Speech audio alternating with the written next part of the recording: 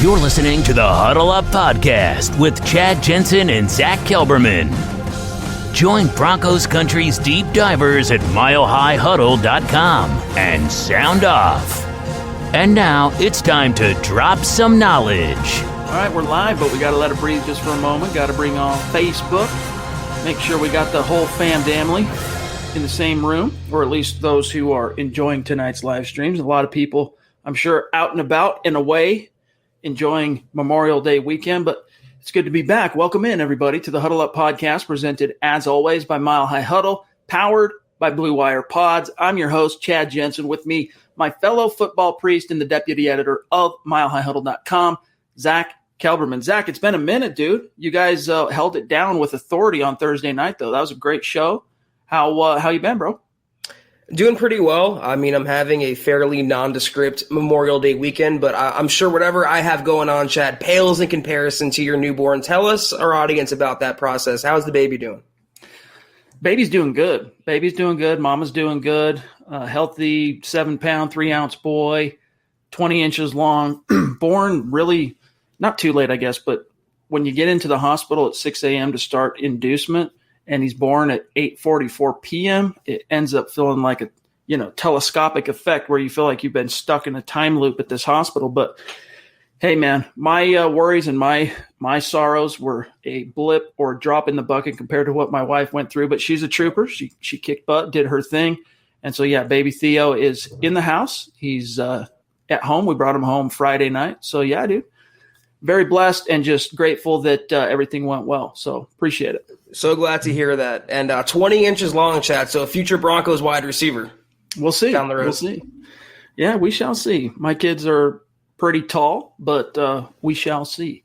But I do appreciate, shout out to everybody, all the kind words, thoughts, prayers, encouragement, just overall positive vibes from the community. I really do appreciate it. I know my wife appreciates it. So thank you guys. But yeah, I'm back, and the world is different. Now I have a new son.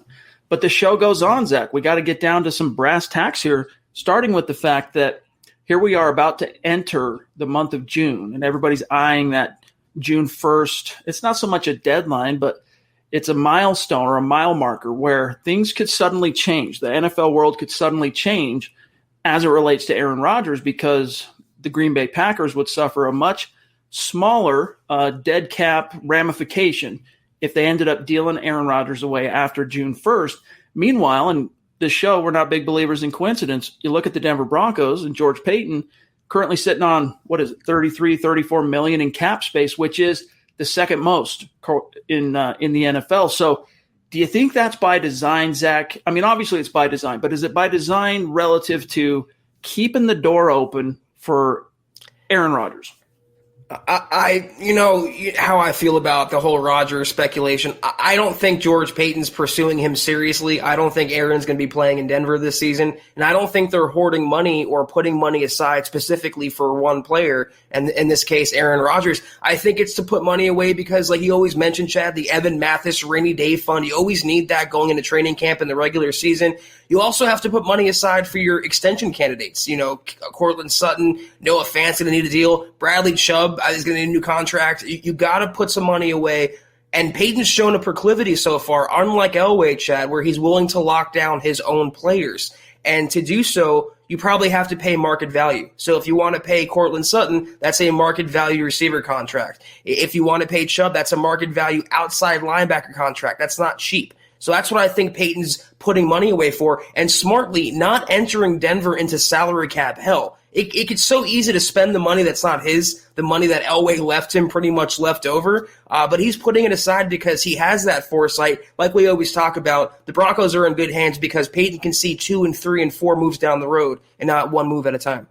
That's an excellent point, and it's one that probably doesn't get touched on enough, which is, the Broncos have a relatively young roster, especially on the offensive side of the ball. And there are some guys on this team that got to get paid soon, especially Courtland Sutton. And if he bounces back the way the Broncos expect him and hope that he will bounce back, this dude is looking at a very, very fat contract. And the Broncos are going to have the room to fit him under the cap. And then right behind him comes, 2018, Chubb's on the 5th year. Trying to think who else from that class. No one really as far as, high dollar. But then you get to 2019, you got Noah Fant. All right, 5th-year option. You could probably keep him locked up for that 5th year. But then depending on what happens with Drew Lock, you got Drew, you got Dalton Reisner. So some of those big bills are going to start coming due. The Broncos are really, really young offensively, and that doesn't count, of course, 2020, but those are a few more years down the road. Those are some of the most expensive players to re-sign as well. Plus, you also look at the fact that Broncos have to invest in a right tackle. I mean, they need players on this roster still, and I don't think Paton is going to come in and burn through his funds. I think he's hoarding money specifically for the future because, like we just mentioned, there's a lot of players that are coming up for contracts, and it's not going to be cheap. All right, guys, we got a lot more we want to get to tonight. Hey, John, see if you can find the link for that let's see, the 2021 triplets. I thought I had it prepared, but I grabbed 16 through number 1. Do you have the first half? If you can find the link, hit it in the DM because I want to go over some of that from CBS Sports here. But guys, we got a lot more to get to. Real quick, though, shout out to Stu Meat for the super sticker. Hiya, right back, my friend. Good to have you in the stream. Appreciate you as always, bro. Hope you're enjoying your Memorial Day weekend. It's good to be with you. Real quick, guys, make sure you are connected with us on social media. On Twitter, at HuddleUpPod, the main account, at Mile High Huddle. Our producer, you know him as Buona Beast, but on Twitter, at John K. MHH. Great Twitter follow, trust. My partner here, Zack Kelberman, at Kelberman NFL. Myself, at Chad and Jensen. And then also, guys, when we're talking about connecting with us on social media, you're doing that to keep engaged. You're doing that to follow, of course, the news and the developments relative to our website and to the show, but also to keep the conversation going. Twitter's great for that. So is Facebook. All right, make sure you are following our Huddle Up Podcast Facebook page. Just open up the app on your phone, search Huddle Up Pod. You'll find us, or here's the link as you can see on screen, facebook.com/Mile High Huddle Pod. We got some winners to announce from last week's because of all the whirlwind of my family having a baby that kind of flew under the radar. We ended up kind of forgetting about announcing the winner of last week's giveaway. But if you want to be in on that, get a free Mile High Huddle t-shirt or mug or whatever it might be, a hat, just make sure you're liking and following the Huddle Up Podcast Facebook page, and you will always be in the running for our weekly giveaways on that front. And then also shout out to each and every one of you who have diligently flocked over to our MHH Facebook page to be official super supporters. And those of you who have done that, were there, got to participate and hear today's Kelberman's Corner with Zach and Kim Becker. Great show. We skipped the Trickle Zone this week, which is normally Saturdays at noon because he had some Memorial Day plans, weekend plans. But Zach locked it down with Kim. Great. It's our VIP premium video content, and we're rolling out more. In fact, today we were discussing, kind of spitballing the idea of whether it ends up being like a Broncos book club where, hey, I say, look, this is what I'm reading. You guys want to go get the book, read along with me. I'm going to break down this chapter. We're going to talk about it in this book that's relative to your Denver Broncos. That's going to be a VIP premium show. If you don't want to read, you can just wait. Join me for those shows. But go to facebook.com/Mile High Huddle. You'll see the big blue button to become a supporter. Click that. It's $5 a month. You'll get access to that content. You'll be in the inner sanctum with myself, Zach, John, and all the guys at MHH. And then, guys, check out the merch store. You know the drill, huddleuppod.com. Get your swag on, get a hat, get a T-shirt. Phenomenal, phenomenal way to support what we're doing here at MHH. And if you're not in a position to do any of those things, it's all good. We're seriously just stoked to have you with us. Just make sure that you are subscribed, especially if you're on YouTube or Spotify. Like this video, guys. If you want to help ensure that this content gets out to more and more Broncos fans, the best way to do that outside of sharing it is liking the video. Not everyone wants to share a podcast or this or that on their social media. Fine. But if you like this video, it has a similar effect. And think about it, Zach, all the tens of thousands we have a big social media reach, does Mile High Huddle.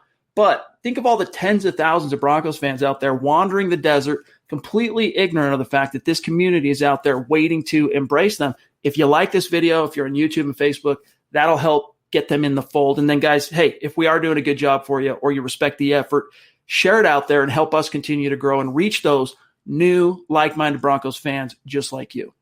All right, Zach, real quick, let's give a shout-out over here to The Brainstorm. Appreciate that super chat.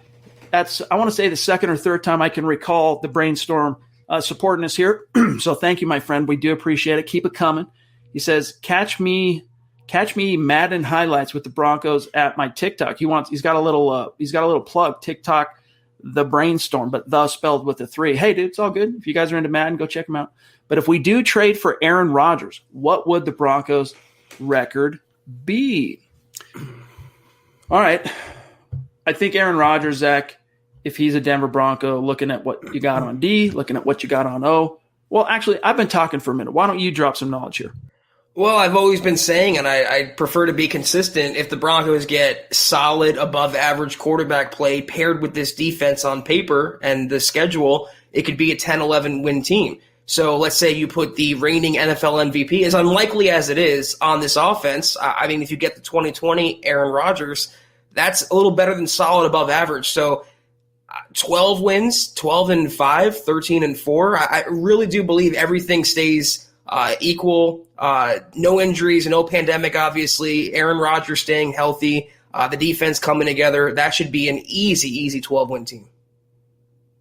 Yeah, I mean, I think if Aaron Rodgers is a Bronco, remember what it was like when Peyton Manning landed in Denver, and of course you had 4 years for Broncos fans, like sheer bliss. But it took some getting going. And then eventually, what was it, week 5 or 6, it was that Monday night game in San Diego where the ship really turned, and the Broncos went on to win 11 games and were just a juggernaut from then on out until Peyton started pulling up lame and getting hurt in 2015. But we still went on and, of course, won the Super Bowl. That was a pretty relative, 0 to 60 type of situation. I think with Aaron Rodgers in the fold, it would be probably even a little bit quicker to those results, just because he doesn't have Peyton had lost a lot of his physical faculties, and he compensated for it with that big football brain. But Zach, and this isn't me trying to get anyone's hopes up here, because I still maintain the position based on just, the last 2-3 weeks of zero buzz and even the few things that have been said. I don't think Aaron Rodgers is leaving Green Bay at this point, or at least the evidence and the buzz and the rumors we're hearing don't seem to point to that. But the one caveat that keeps coming to mind on that, the farther we inch into the NFL summer, the closer we get to June 1st and maybe even going beyond, it just seems to become a little bit more likely, despite what some of the talking points might be. But I think this is a team with Aaron Rodgers. Zach said, 12 wins is probably the floor. You go from being rocking yourself to sleep in the corner because the Kansas City Chiefs are on the freaking schedule this week to being stoked because it's going to be a fight to the bitter end, blow for blow, fighting fire with fire. But what is that worth? Because we know he's 38. If this was a 32-year-old Aaron Rodgers, Zach, it'd be you'd be hearing a completely different tune from me. But at 38, you got to be really careful because he's one clavicle injury away from you giving up 2 or 3 first-round picks and Bradley Chubb for nothing. That's a great point, and that's what I was going to piggyback off you by saying. If you give up the farm for A-Rod, you better win at least 13 games. You better go to the playoffs. Those games against Kansas City better be fight to the death, Chad. Otherwise, it's a bust trade for Denver. I mean, if you're selling the farm, you have to pretty much guarantee Rodgers leads you to the promised land within the life of his remaining high-level play. So 2 to 3 years. He's 38, going on 38. So, yeah, they better be a 13-4 team if they get Aaron Rodgers. I just don't see it happening, though. Like you said, I don't think he's leaving Green Bay. I just pulled up this CBS article, and, of course, it wants to play a video. Let me kill this sound. I know you guys can't hear it, but it's very distracting. Where the heck's it coming from? Oh, there it is. All right, bear with me. Sorry about that, guys. Let's grab this super chat from Dale. What's up, Dale? Good to see you, bro. We are a little bit closer to you coming on the show just a couple weeks from now, I think, right? Off the top of my head. So appreciate the support. Enjoy your dinner. He says, I'm at family dinner tonight, but wanted to make sure to drop in and show some support. Congrats on the new addition to the Jensen family. Thank you, MHH. Hey, appreciate it. We really did, Zach, feel the love, not just from our colleagues here and the staff at MHH, but from the entire community, whether it was on Twitter, social media, watching some of the live streams and whatnot, which I keep an eye on all that stuff when I'm away. So appreciate all that, including from you. Thanks, bro. Yeah, just like right now, we have hundreds of people watching us on Memorial Day Eve and a busy weekend, and everyone's with their families. So, Dale, I hope you're having a great weekend, and thank you for tuning in with us tonight. All right, real quick, let's catch up on 1 or 2 more supers, John, and then I want to get to this content from CBS Sports. It's at least worth pillaring a little bit here. Tom, what's up, dude? Up in Canada. Appreciate you, bro. He says, hey, Papa, congrats. Thank you very much. I really do appreciate it. Thanks, buddy. Stream just did a jump. Let me scroll up here. Stand by. Okay, there's Tom. Whoa, Michaela from the top rope. Wow. Thank you very much. Thank you very much. And for your congrats as well. And I know I saw your positive vibes and all that too while I was gone last week. So thank you, Michaela. That's a very, very generous super chat. She says, keeping the lights on at MHH, hashtag let them hate. It does, I mean, there's two little ecosystems within Mile High Huddle. There's what we do on the written side, and, we are prolific and wildly successful over there. We just broke another record in May as far as traffic. I mean, we're crushing it over there, and that's thanks to you guys. Thank you, guys. Yes. But that's the written side, and then our other, and that kind of keeps its lights on by itself. Like, as long as we provide the content, we're covering what's going on with the Denver Broncos and keeping fans apprised of that. That's a snowball that goes on for the most part on its own, right? I mean, we still have to put up the content, but it's kind of taken on a life of its own. Whereas the other ecosystem is YouTube and what we're doing on Facebook and YouTube and our podcast platforms and how we've teamed up with Blue Wire Pods. And it's all this ball of wax. But guys, seriously, without your support, Michaela, and the superstars like you and our super supporters on Facebook, we would not be able to dedicate the amount of time and creative energy that we do to these shows. So hats off. Thank you very much. Appreciate you. Yeah, Michaela, I was going to say, you're not just keeping the lights on, you're the electric company. And you and the very, very select few of super chatters and supporters that reach that realm and keep us going. And it's just so humbling. So sincerely, thank you so much for your support. By the way, I didn't get a chance to say this because, it happened literally as we hit the end broadcast button on Wednesday night's show. But shout out to Black Knight, breaking the individual super chat record here on the Huddle Up podcast. A $500 super chat. Jeremy, you're a legend. You now own the record by yourself. It was shared individually between Brian Greenfield and Dale, all right, D-Dub over in Hawaii. But now you own it all by yourself, and I just wanted you to know, hey, dude, to hear it from me, I know we DM'd and stuff, but on the record, man, you blew our hair back. You blew my hair back. That was quite a send-off going into Thursday, what was a very eventful day for me. So that was the type of positive vibes, juju energy that, we really could use and you provided it. So thanks for that, my friend. It really does go a long way and it's very meaningful. Yeah, be sure to follow Black Knight on Twitch. As you can see, he's a big streamer. He's a worthy follow on there. So Black Knight 323. We appreciate you, Jeremy. Thank you. Right on, brother. Big Earn, what's up, dude? Good to see you. Appreciate the thoughts. Appreciate that, my friend. All right, real quick. Michael, thank you for the stars on Facebook. Really do appreciate that. One more, and then I want to get to this content from Cottonmouth78. What's up, dude? Thank you for the super. Appreciate you. If you're on Twitter, connect with us. He says, congrats, Chad, and to your family. Thanks, buddy. I have a little guy due here in just a few weeks. One more Broncos fan, Denver Broncos for life. Is that your first Cottonmouth78? Just curious. But either way, big time congrats. Nothing like it. It's inexplicable to anyone who's never become a parent or who isn't a parent. There's good, there's bad, but it puts you on a whole other level of experiencing and really enjoying life that you didn't know was even there, right? It's a whole other level unlocked that you didn't know. So thanks, Cottonmouth, and congrats for your little guy. I hope everything continues to go well. I'm just going to assume Cottonmouth is a reference to the snake, and we appreciate you and your support. Thank you. Amen. All right. Last one, then the content from Glenn. Long-time bona fide superstar here at MHH. Theo College Fund. A podcaster in his own right on the Mile High Roundtable pod. And Glenn, one of our, talk about a man cave to end all Bronco man caves. I mean, this guy, the loot this dude is sitting on, I mean, it just boggles the mind. This guy has a Barrel Man barrel signed by, I don't remember what team it was, Glenn, what Broncos squad signed that thing. But, I mean, that alone is just a treasured item.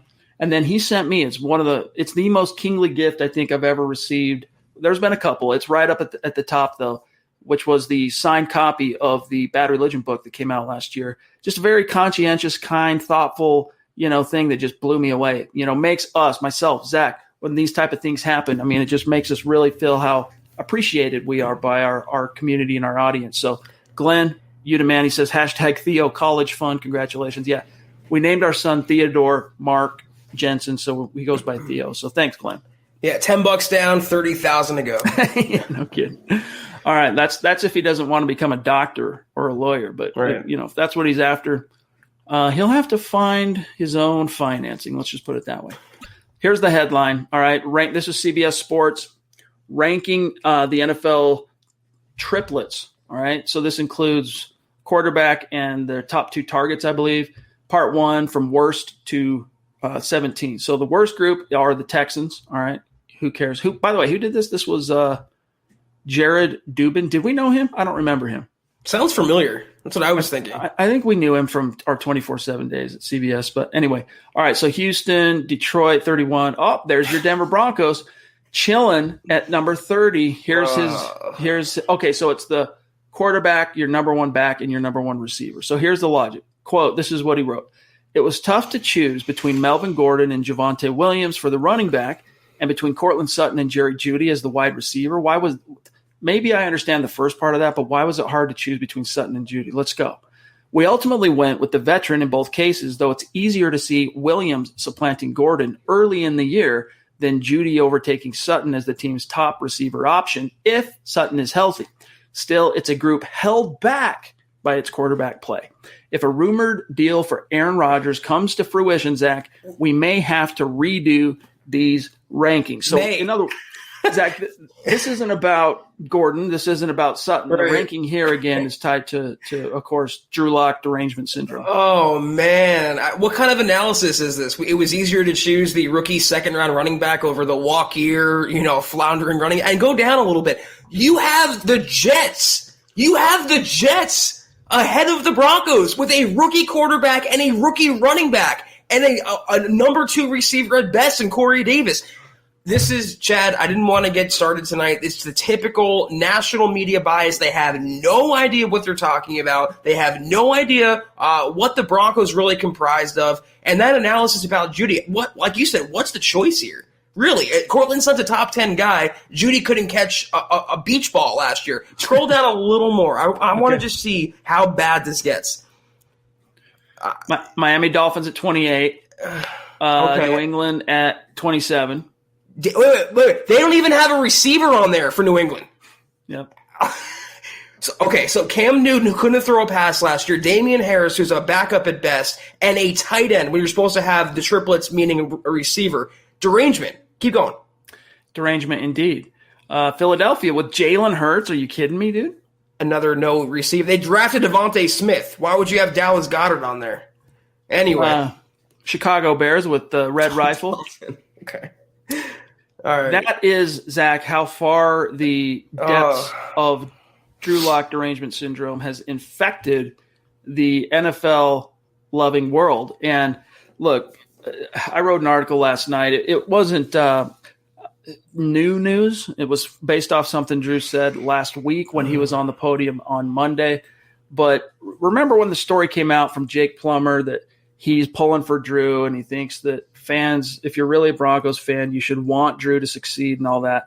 And Plummer talked about how he hopes Drew and he thinks Drew will get the last laugh. Well, it was interesting that he used that phraseology because Drew Lock, his message to the doubters and to the haters and those truly suffering from Lock derangement syndrome on Monday was this, quote, I put every single ounce into that this offseason, talking about his efforts, to improve. Being able to do that gave me zero time to listen to all this stuff. Maybe I'll go back one day, read and laugh about things that were being said by people who ended up being completely wrong, close quote. So it made for a fun little article for me to write, sitting down last night and kind of just throwing something out there. But, man, the amount of crow that will have to be eaten, Zach, if Drew is even a modestly successful quarterback in 2021 will be substantial. We're going to have a food shortage. We're going to have a shortage of crow. I looked at the list. You know who he has at number 18? The Giants. Daniel Jones. You put Daniel Jones at 18 with Kenny Golladay and Saquon Barkley coming back from a devastating injury, and you put the Broncos at number 30 with the talent they have. Half of those teams they have above the Broncos, they don't even list a receiver when the Broncos have a Pro Bowl receiver, and you can even say a former Pro Bowl running back. So the hate, this is the deal. People like to hate Locke more than they like to like the good players on the Broncos, the quote-unquote good players. It's all a point of hating Locke and going out of your way, even sacrificing your credibility as far as I'm concerned, to make it a point that you don't believe in Locke. And if they acquire Rodgers, they may have to do the rankings, may have to redo them. What is no kidding. Because the duo even of Sutton and Gordon with Aaron Rodgers as the trigger man goes from, I mean, you probably have to put that top 5 at least, right? I mean, top 5 because Gordon's a pass catcher and he's a threat to be a 1,000-yard back in any given year. But with Drew, no, 30th. And on one hand, I do understand some of the skepticism on Drew because, he went into 2020 with some pretty, some serious expectations. And then it was just one unforeseen obstacle, unprecedented obstacle after another one. And so the NFL at large, who was looking really for any excuse to pillory this kid that was, the dancer guy, the freaking Buzz Lightyear, he's at the podium at the Senior Bowl pointing and winking at media members. NFL guys, if you're not Patrick Mahomes caliber super stud and you're doing stuff like that, man, the national perspective, they want to find the hole in the boat because they just want to tear it down. They want to tear it down. And so Drew didn't have that kind of season. He had a very up and down season. It was like this. Season starts like this, and then like that. It was up and down. Was it Paxton Lynch categorical embarrassment? No. And that's what I still can't wrap my brain around, the depths of the derangement that has really infected everybody. Michael, thanks for the kind words, my friend, on Facebook. Zach, real quick, from Willie here, super chat. You the man. Appreciate you, Willie. He says, John's a hell of a fella. Hashtag not a burner account. We can confirm this is not John's secondary YouTube account. This is a real human. And you guys know this. He was on the show a few weeks back. But thanks, Willie. And then Tom again. I'm going to serve this over to you, Zach. He says, and by the way, Tom, thanks, buddy. Did the Packers receivers not showing up for OTAs indirect to Aaron Rodgers? Is there a connection there, guys? Hashtag let him hate. Denver Broncos for life. Zach. Well, I just want to comment on the previous topic. You can judge Locke on plenty, and God knows he has his faults. But to criticize him because he was Buzz Lightyear or was dancing or winking, he wasn't Michael Vick. I mean, he doesn't deserve to be judged on the same harsh lens because he's having fun on the field. And when you have a rookie quarterback like Zach Wilson, as good as he can be, he's never taken a singular snap in the NFL. And when you place the Jets, and you talk about relevancy, I mean, the Jets are right there. They're even lower than the Broncos. They're historically bad. They're historically futile. And when you are that transparent in your bias, you lose all credibility. So I don't know what Mr. Dubin's looking at, but you have to judge. You talk about triplets also. The Broncos supporting cast is probably better than most teams in the NFL. You got to look beyond just one running back and one wide receiver. They have 3 number 1, number 2 wide receivers. They have a number 1 tight end. They have 2 good running backs. The analysis, Chad, I've seen a lot of bad analysis the last couple months. That's right up there. In terms of the Packers and the voluntary skipping of practices, it's voluntary. I mean, that's half of the Packers team, based on what I read, didn't report. I don't think it has anything to do with Aaron. It's just voluntary OTAs. I don't know, man. I kind of am inclined to, just because I don't believe in coincidence, you have to really persuade me when 2 things coincide that they're not connected, right? 2 related incidents that are not connected. In this case, if it was everyone but the receivers, I would probably be saying, yeah, nothing to see here. But the receivers not showing up, I don't know. I mean, Jordan Love is still there, right? He's a first-round caliber guy drafted on day 1 a year ago. Why aren't the wide receivers there? I get that it's voluntary, but it's fishy. And if you're the Packers, you got to be a little bit panicked by that because even though a lot of teams had kind of spotty attendance for the voluntary period of OTAs, I mean, the Broncos, they didn't. They had really, really good attendance with a few exceptions.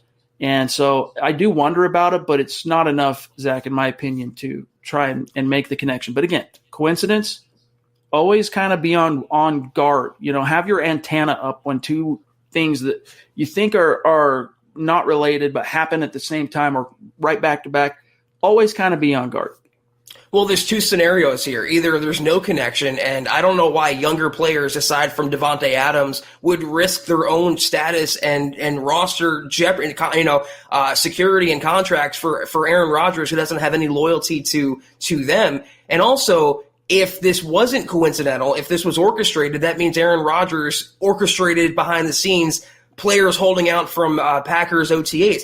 I wouldn't want that kind of guy on my team. So either way, that's a pretty bad look up there in Green Bay. A super chat here from Christian. What's up, dude? In enemy territory in the desert there in Sin City, Las Vegas. Our resident lifeguard here within our community. Yes, dude. He's wondering, did you get my message? Am I on the show for July 14th? Yes, you're booked. I just confirmed. I just took a look at my phone. I use my calendar for this stuff so I don't forget. I have been known to forget these type of things and misplace who's going where. You're booked. So we'll see you then, Bo, my friend. And thank you for the support. John, do you have Drew? Because I don't want my stream to jump where I'm at right now. There he is. Wow. Very, very, very generous super chat from a guy you've all met. We had Drew on the show not too long ago. It was a pleasure then, and it's a pleasure now to have him with us. So thank you for that extreme generosity, Drew. You the man. We love you. He says, Zach, the league doesn't realize how talented we are. Talking about the Broncos. The potential Locke has. Hashtag let them hate.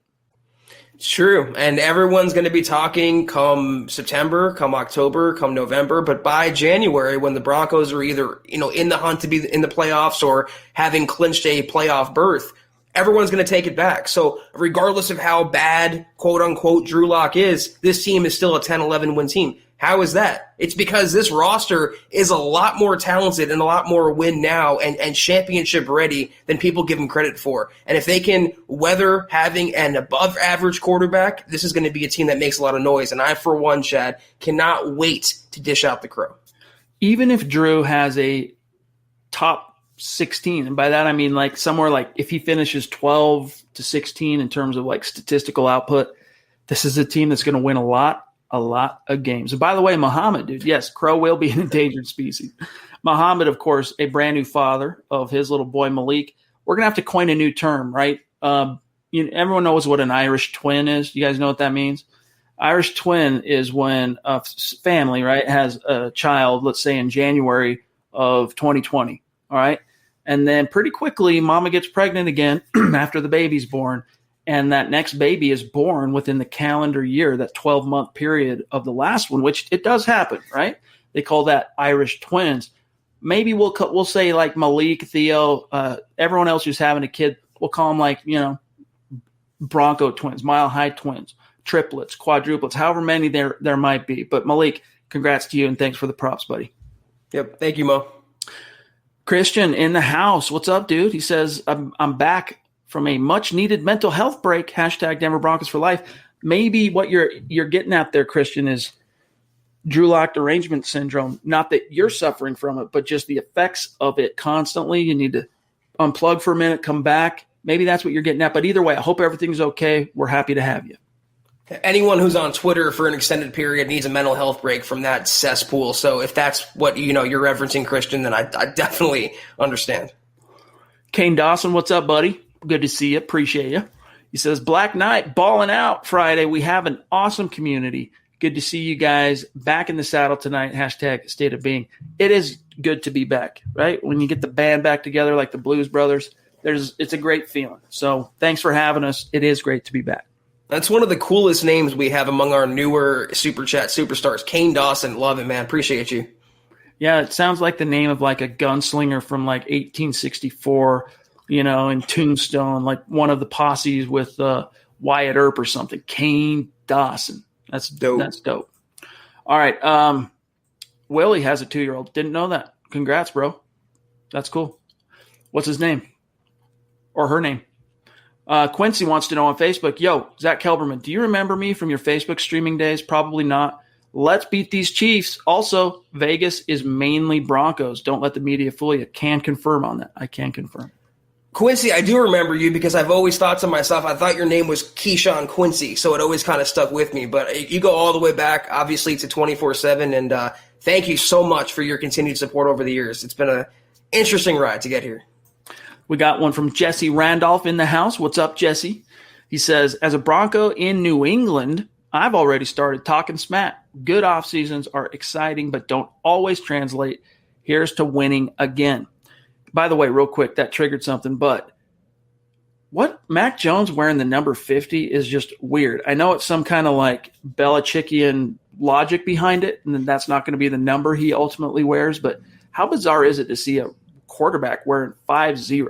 I don't want to live in that world. Seriously, like with all the weird number stuff happening, like even Pat Surtain wearing 2, like I'm still not sure if I really like that. I like that there were things that differentiated the league from the college ranks. You know, seeing a quarterback, what was it, the longest yard, you know, he's wearing like number 22, the quarterback, Paul Crewe or whatever. I don't want to live in that world. I want my tradition in that sense. It's change for the sake of change. This is why when it came out, I hated it. I'm a traditionalist. I don't like change for just because they were bored and decided to give the players more expression. All I can hope is that Belichick's not bringing back leather helmets. Seems like they're regressing in time, so we have to hope they stay kind of current. In terms of New England, though, Chad, the Patriots, and this is a quick aside, they signed a former Bronco real quick in Troy Fumagalli, so that's something to keep an eye on. 9-finger Troy. I hope he does well. I really do hope he does well. You know, he couldn't quite make it in Denver, but hope he does well. By the way, the whole thing about good off seasons are exciting, but don't always translate. I think on a macro level, when you're looking at teams, that's true. But for individual players, ask Peyton Manning about that. He believes, at least for quarterbacks, however your off season goes, that's what's going to follow in the fall, which is why he remains bullish on Drew Lock. He really is impressed with Drew's attack this offseason. So we'll see. It wasn't like the dream team offseason with the Eagles in 2010. It wasn't that they just signed everyone, and that's why it was a good offseason. They added talent in multiple spots, but they did it smartly and wisely, and for not just for the short term, but for the future as well. So I think it was a good offseason, and it will also translate on the field when they get out there this fall. All right, I'm scrolling down. There's something I want to get to, an article we published over the weekend on Jerry Jeudy. I want to get to that, but I'm just making sure we don't have too many superstars waiting too long. Like Michael. What's up, Michael? Good to see you, my friend. Thank you for the support, as always. He says, hey, gents and ladies, with Michaela's name in parentheses. That's the Duchess, Michaela. Michael, get it straight, dude. Let's go. Anyone else think these national best and worst lists are written to cause this type of outrage? No one in their right mind would put the Broncos below the Jets and Giants. Is it to cause the outrage? Not necessarily. It's to generate the clicks. That's what it's about. You know, Zach and I, we've been in the belly of the beast, and we've been in the belly of that beast in particular, CBS Sports. We know how that sausage gets made. So I don't think it's necessarily designed to engender outrage, Zach, but it's designed to generate clicks. And sometimes I guess those clicks originate from a posture of outrage or whatever, right? I mean, that's part of the game that, you know, modern sports media on the internet, that's the game that gets played. Of course, it's become a popular refrain to kind of crap on the Broncos because they're the Broncos. They haven't won anything since 2015. But the sad thing is these people genuinely believe that Locke is that bad. That's why we coined the term on this podcast, Locke derangement syndrome. Of course, it's for clicks, but it's a consensus now. Pro Football Focus, Bleacher Report, CBS Sports, NFL.com, they all categorize Locke in the same light. And that's just that's their opinion, and it's from a truthful basis. But how inaccurate could it be when you actually study the Broncos and you watch Locke? He doesn't deserve to get that kind of criticism, Chad. Agreed. There was a point up here that who made it? What did Locke do to deserve all this hate and criticism? He was born.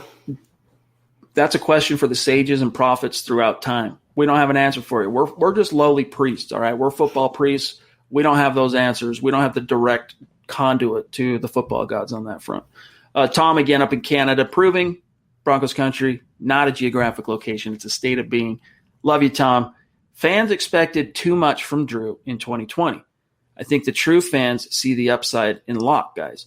Zach, do you think we contributed to the expectations, perhaps? Because we were pretty bullish on Drew last year. Do you think we kind of maybe oversold Drew last year? I don't think so because of how he finished his rookie year. I mean, the guy was 4-1, Chad, and to put together a couple really good performances in there, and they get rid of a rookie coordinator at that point, and hire a veteran in Pat Shurmur specifically to take Locke to that next level. So, yeah, we expected a lot out of Locke last year. That's a tough sentence to say. We also expected a lot out of Pat Shurmur and Mike Shula. And once again, I'll be beating this horse until it's dismembered. It's not just one person. It's not just one factor. It was Locke and it was Shurmur and the play calling and this and that. So we expected a lot from everyone involved, and I believe it was a collective disappointment from all involved. Well said. All right, Christian, what's up, dude? Thank you for the support as always. He says, what's up, Priest? Just showing some love. Congrats to Chad. Let him hate, state of being, and Denver Broncos for life. Hey, dude, thank you. Appreciate the love. Seriously, we really felt the love bringing Theo to the world. Not Teddy. We're not calling him Teddy. Yes, Theodore. Teddy is short for Theodore or whatever, the nickname for Theodore. He's not going to be known as or called Teddy. He's going to be called Theo or Theodore for what it's worth. All right, let's see here. Let me take this moment. The stream just jumped, John, and so I am at – actually, no, we're good. Hold on. Willie, what's up, dude, again? Thank you. He goes, I've been on break too. Too much hate lately. Yeah, we feel you.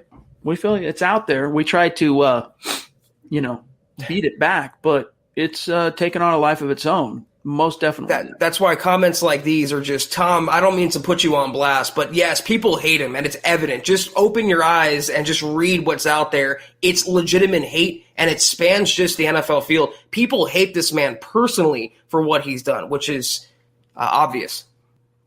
Yeah, to say nobody hates him. I mean, dude, you been on Mars? Where you been, dog? All right, real quick.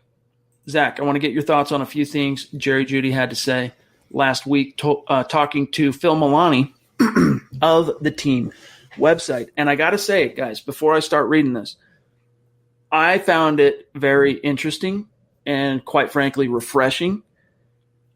Judy's tonality.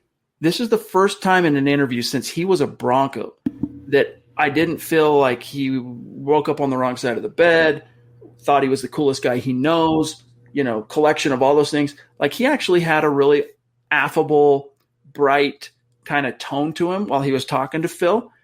It was nice to see. It gives me hope that he's kind of put some of that stuff behind him. But Zach, when asked by Phil Milani about how other rookies last year, he didn't say it this way. These are my words, but I'll translate. Guys like Minnesota's Justin Jefferson, you got CeeDee Lamb in Dallas, Chase Claypool, how they kind of ended up getting more. He was outshined by these guys, let's face it, right? And, did that bother Jerry Jeudy, or did he think that was right? Quote, oh, yeah, of course. I feel like I've got a lot to prove this year. I feel like if you put in the work, then all that work is going to show when it's time to show. So, yeah, I'm just here grinding. And then he went on to say, I mean, I see why they got more love than I got, because I didn't play to my standards. But I understand. So this year, no excuses. I'm just going to work on what I need to work on. All right. And then, Zach, last thing relative to what has he been working on? Quote, I had a lot of drops last year, so that's a big emphasis that I'm doing this season. After every practice, catching jugs, just focusing on little details like my hands. So that's mostly what I'm focusing on, close quote. His hands would be a pretty big detail considering that's his sole job is to catch passes with his hands. I mean, I get what you're saying here. He seems a little more mature, and he's still, 22 years old, so it's going to be a process with that. But very canned and cliche to me. I mean, what else is he going to say? Like, I'm not getting better. I'm not focusing on my drop issues. At least he's self-aware. I'll say that. The biggest thing to me was the tone. It was a complete night and day shift in tone. I even had fans reaching out to me, hey, man, did you see the Jerry Jeudy interview with Milani? Like, he seems like he's starting to get it. I think there's some hope there. Now, this is only one interview so far we've seen in 2021, so let's wait till we maybe see a second one. Hopefully the Broncos will make him available maybe when minicamp starts and we can hear what he's like on the mic, in a Zoom, etc. But that's what encouraged me. Otherwise, everything for the most part was canned, as you say. But I think he was also a little bit frank in that, he recognized that other guys outshined him last year as far as his rookie brethren, and that he understands why. He didn't play up to his standards. I mean, Jerry Jeudy, the collegiate wide receiver at Alabama, was a dynamo. He was a force to be reckoned with. He was the second wide receiver drafted in the NFL the year he came out. That's a lot to live up to. No, he did not live up to his standards. He didn't play up to his standards. But here's what's interesting, Zach. The last thing, and this is not really relative to Jeudy himself, but what he's seeing from Drew, what he's seeing from Teddy Bridgewater. Quote, Drew and Teddy, they're both out here competing. They're both out here doing great, doing what they need to do to get better each and every day. You can see the level of competition going up high. So it's good for both of them to be out here, close quote.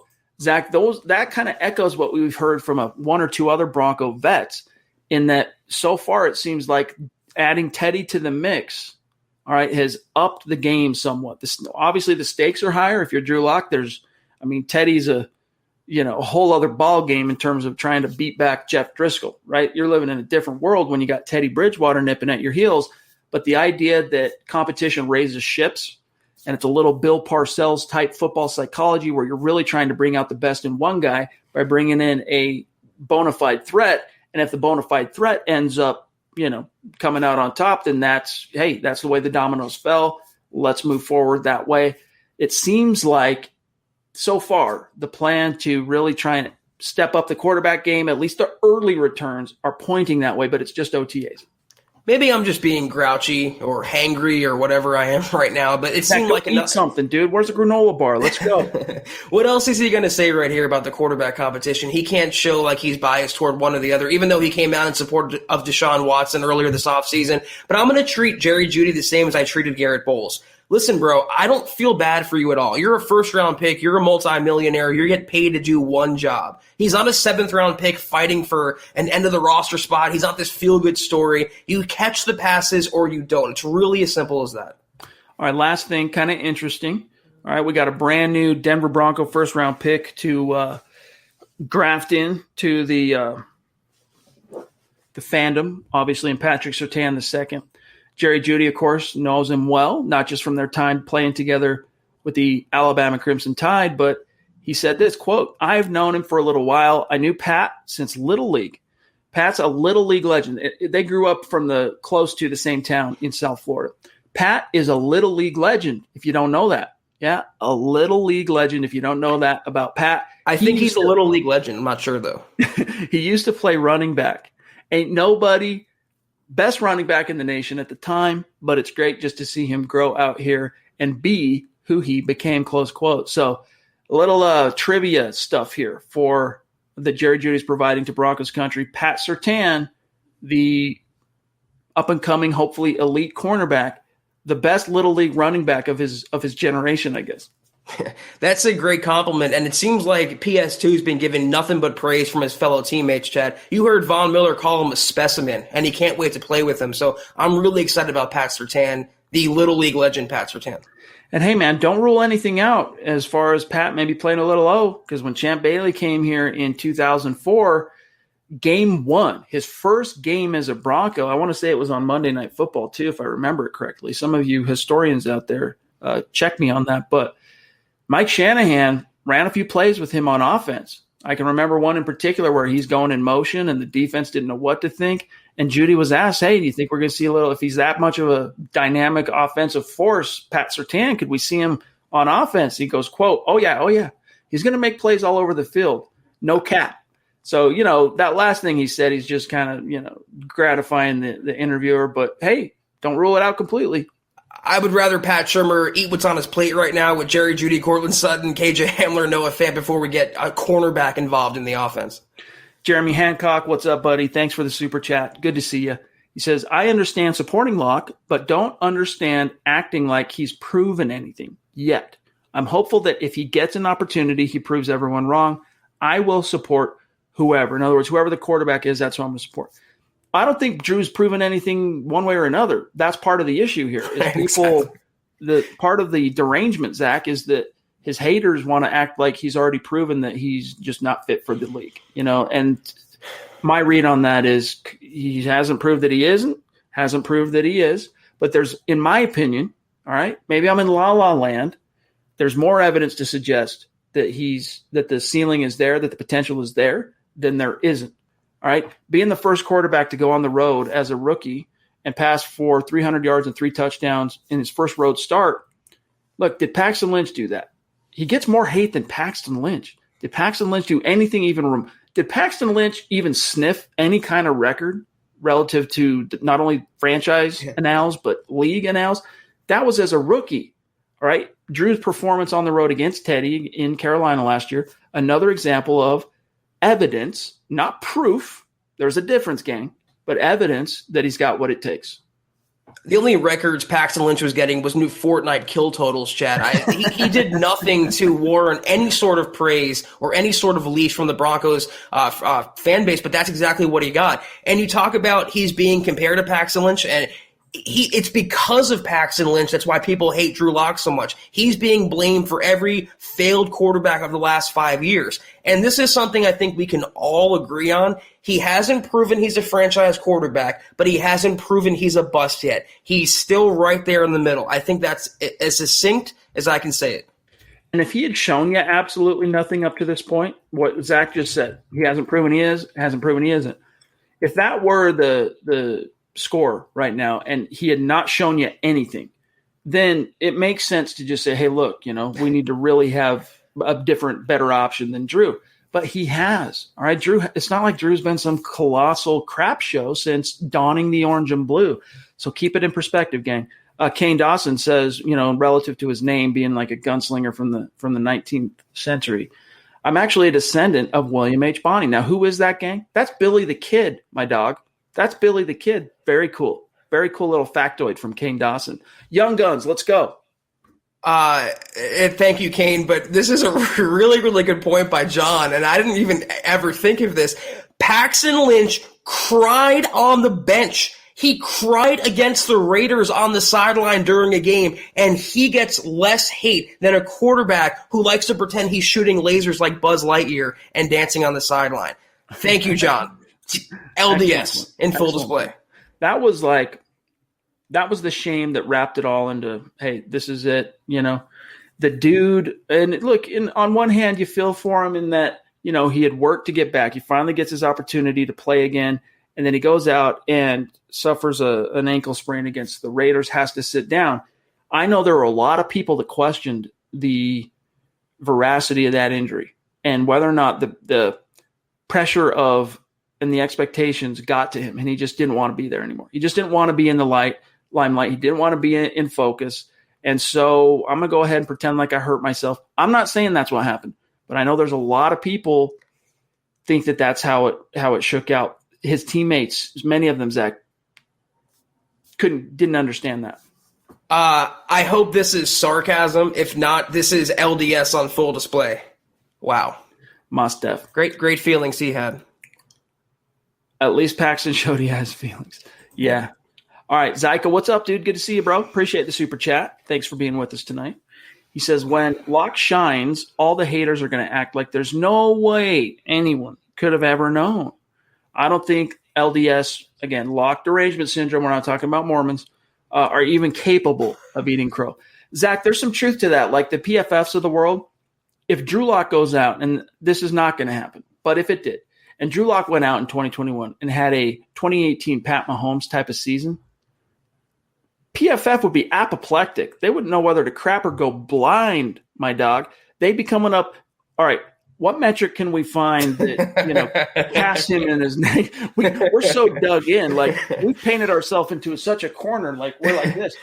We'll see. Hopefully Drew has a season that does that to him, but it's on him to do so. No, they wouldn't eat the crow. They would, nominate that crow to replace Locke as a starting quarterback of the Broncos. No matter what, he can cure cancer, but no matter what he does, he'll never be given the credit from a sect of the fan base. They will never come clean on Locke, no matter what he does this season. Some people, not all, are too dug in. And look, it's like with us, Zach, we use this as an example. There's a way to, as media, cover a team, be critical of a guy, a player, and then also be open to new information. Garrett Bowles, good example.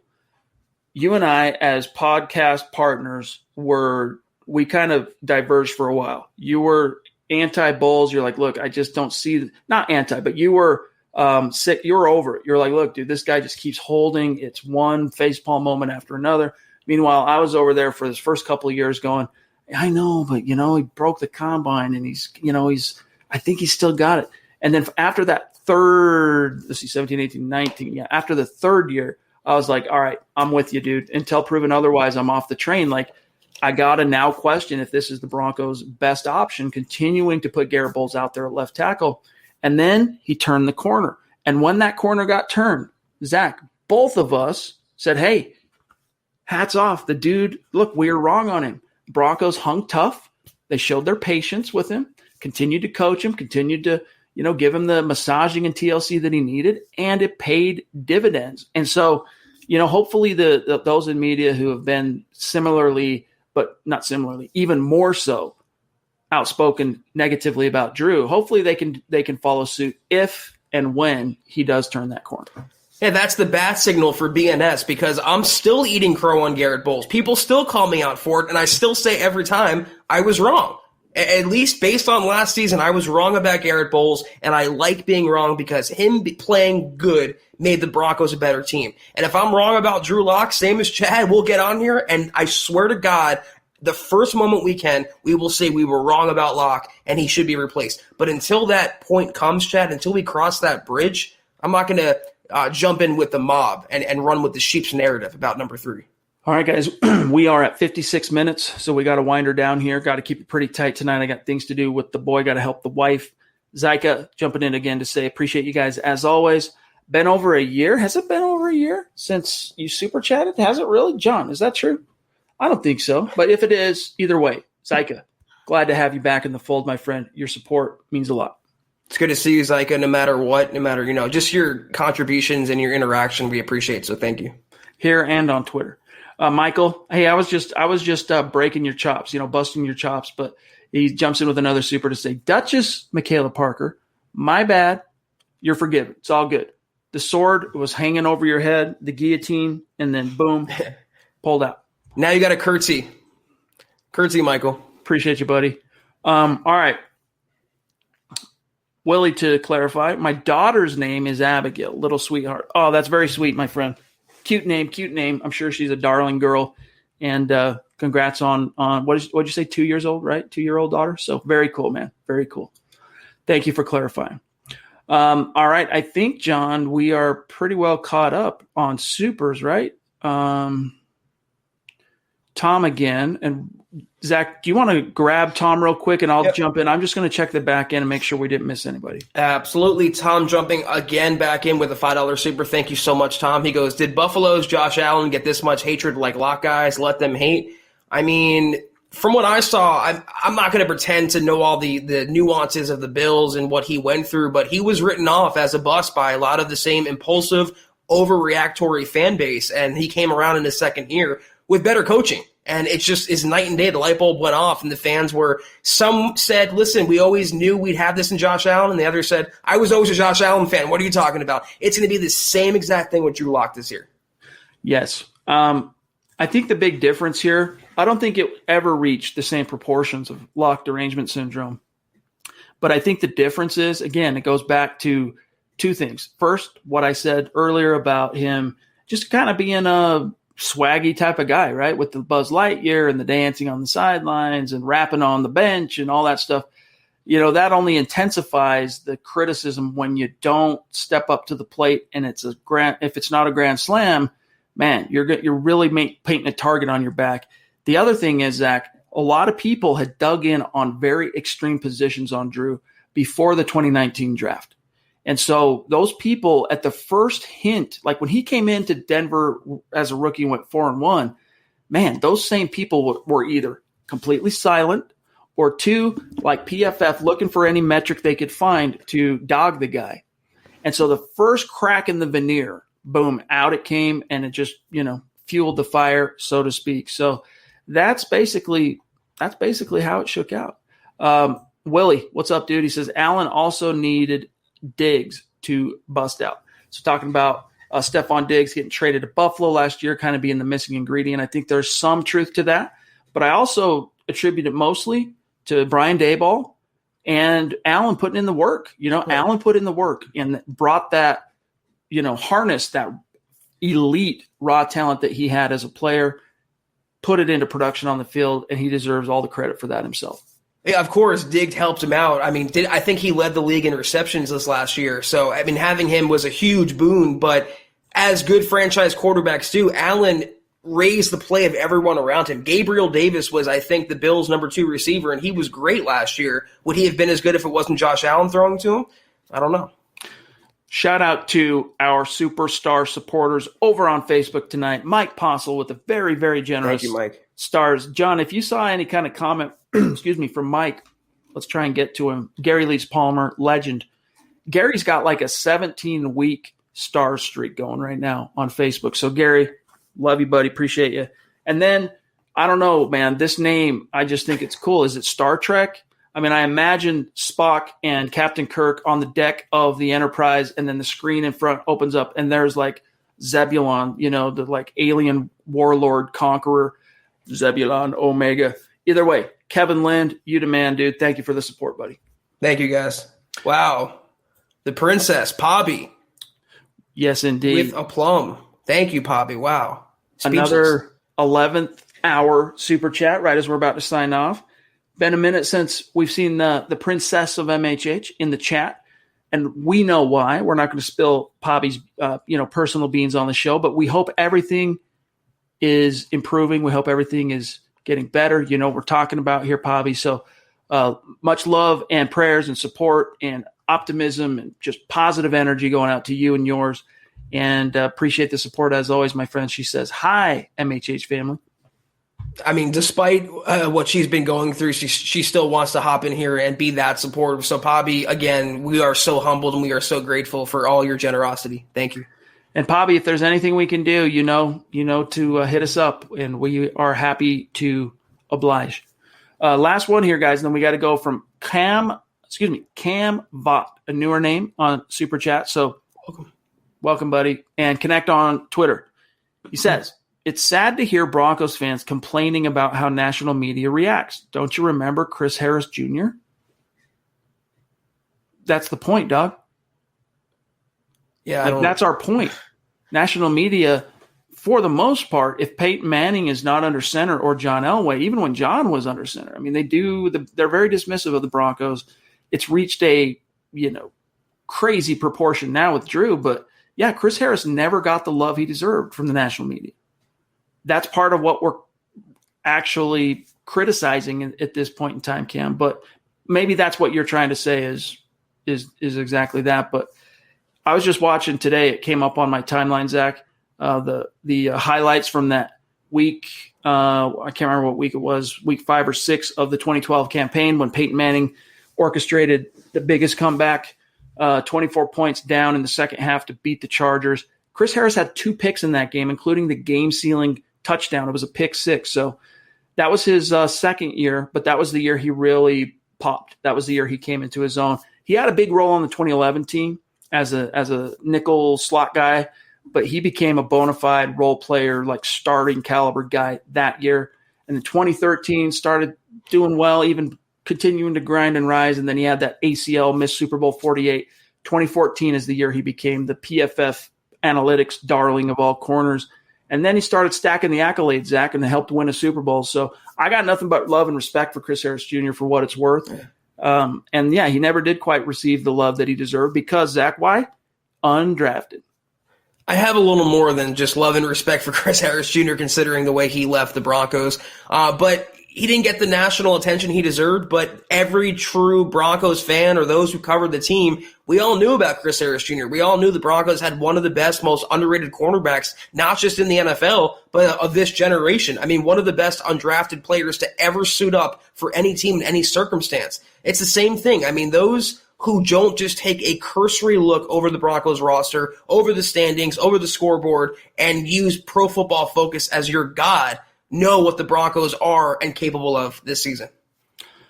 Before we get out of here tonight, I got to announce the winner of this week's giveaway on if you are both liking and following the Huddle Up podcast on on Facebook. All right, facebook.com/Mile High Huddle Pod. You're automatically enrolled in this random drawing. This week's winner is Jacob Roper. Jacob Roper, come on down. JACOB ROPER. You're the winner, my friend. Congratulations. It's actually last week's winner. We'll announce this week's later on this week. But, Jacob, you're the winner. You got a T-shirt coming your way. Claim it by sending in an email, milehighhuddle@gmail.com. We need your T-shirt size and your shipping address, and we'll get that right out to you. So appreciate you, dog. Congrats, Jacob. All right. Follow on Twitter, guys, real quick. Huddle Up Pod, Mile High Huddle. Zach, you do the rest. Sign us on out of here. Thanks for freaking being here. Thanks for holding it down Thursday night. Of course. We're excited to kick off another great week podcasting here at MHH. Enjoy your Memorial Day. Let's also, all of us, keep our thoughts where they should be. Not only remembering people in our lives, our family, our friends that we've lost, but the troops, right? The people who sacrificed, the veterans for us, whether you're in the U.S. or abroad. Support the troops. Hashtag, baby, support the troops. So anyway, Zach, sign us off, bro. It's good to have you back in the Seidel chat. I'm so happy for the new addition to your family. And like you said, anyone who listens to us out there, and if you serve, thank you so much for your service. It's definitely appreciated on this podcast. We will always acknowledge that. We have a last-minute super, it looks like, from Tom, jumping in, $5 super. Thank you, Tom. You think Locke is such a likable guy, fans will be pulling for him. Great team player, leader qualities. Don't get it. We don't either. I mean, the guy lives, eats, and breathes football, and he's doing all the right things. I mean, imitating Peyton Manning and literally being in the facility and the last one to leave every single day. The guy is a trooper in that sense. And when the physical talent matches the work he's put in this offseason, everyone is going to see what Locke is capable of, Chad, and we're going to just be dishing out the crow until, like I think Michaela said, endangered species list. But we got to get out of here. We have the time crunch tonight. Follow us on Twitter at Mile High Huddle. You can follow the podcast at Huddle Up Pod. Be sure if you jump to the store, huddleuppod.com, get your swag on. I'll get to that in 1 second. Get yourself a hat like you see Chad's wearing, I'm wearing, coffee cup, et cetera, et cetera. Become a supporter on Facebook, facebook.com/Mile High Huddle. Big blue button. Kelberman's Corner, great episode earlier today. Trickle Zone coming back next week. I promise you guys, you will love the content we put up there. But if you can't do any of that, we definitely understand. Just be sure to subscribe, like, and share. It helps us out more than you know. We'd help us grow and reach more Broncos fans just like you. We'll be back, though, tomorrow night. Fresh week of podcasting, Chad. Last day of May until June. We'll look forward to seeing you guys then. 6 o'clock Mountain, 8 o'clock Eastern. Take care. And as always, go Broncos. You've been listening to the Huddle Up Podcast. Join Broncos Country's deep divers at milehighhuddle.com to keep the conversation going.